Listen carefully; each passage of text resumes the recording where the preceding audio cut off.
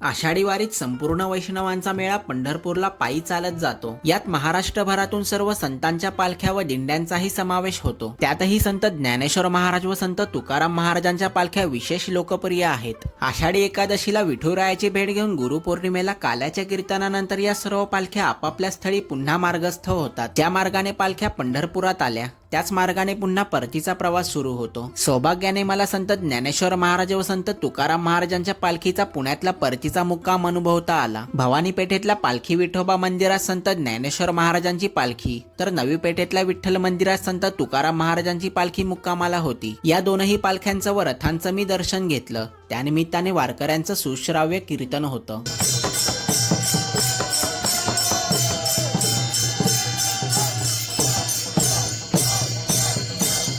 माझ्यासाठी हा अनुभव खूपच अविस्मरणीय असा होता। तुम्हाला सुद्धा माझा हा अनुभव पाहायचा असेल तर या शॉर्ट मध्ये माझे फोटो व नावाखाली संपूर्ण व्हिडिओची लिंक मिळेल, ती क्लिक करून व्हिडिओ नक्की पहा।